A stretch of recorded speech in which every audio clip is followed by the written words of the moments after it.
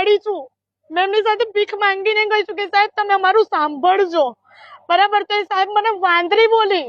હું વાંદરી નથી, મારું પણ એક કેરેક્ટર છે, બરાબર. હું પણ આજે એક બિઝનેસ કરું છું, બરાબર. મારું સલૂન છે, બરાબર. તો એમનો કોઈ અધિકાર નથી કે મને આ કહી શકે.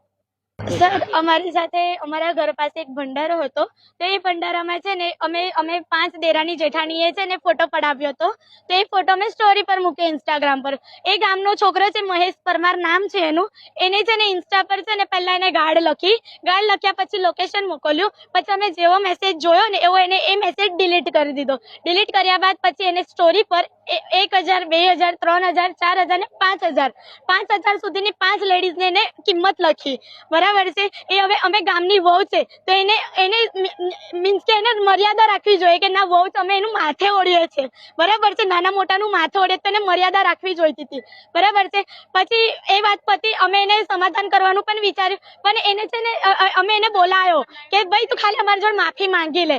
તો એ ભાઈ માફી માંગવા રેડી ના થયા, કશું જ નહીં. તો અમે પોલીસને અહીંયા કમ્પ્લેન કરવા આવ્યા, પોલીસે કમ્પ્લેન લીધી, પણ થોડીક અમને બહુ હેરાન કરીને કમ્પ્લેન લીધી છે, બરાબર. અત્યારે એ મેટર પતી ગઈ, અમે પોતપોતાના ઘરે વગે થઈ ગયા. બીજા એના ફેમિલી વાળા જે અમારી સાથે આવ્યા હતા ને એમના ઘરે જઈને છે ને કકરાટ કર્યો, એમની 2 વહુને અને એમની મમ્મીને માર્યા. એ વસ્તુ એમનો કોઈ અધિકાર નથી કે અમારા કકરાટ એમને ત્યાં જઈને કરે. અમે એમને એવું કીધું કે તમે આવું કામ કર્યું. અમે પોલીસને એટલું જ જણાવ્યું કે સાહેબ મેટર અમારી છે, તો તમે છે ને અમારા પર કરો. અને તમે એવું કીધેલું કે તમને લેડીઝને ટચ કરશે ને તો અમે તમારી કાર્યવાહી કરીશું કાયદેસર, બરાબર. તમે ખાલી એટલું જ બોલી કે સર તમે છે ને કાર્યવાહી કરજો, ના નહીં, પણ ખાલી સર હવે તમે ન્યાય અપાઈને એને લોકઅપમાં પૂરજો. અને હું તમને બતાવું છું કે એને કેવી કમેન્ટ કરી છે, જો આ રહી.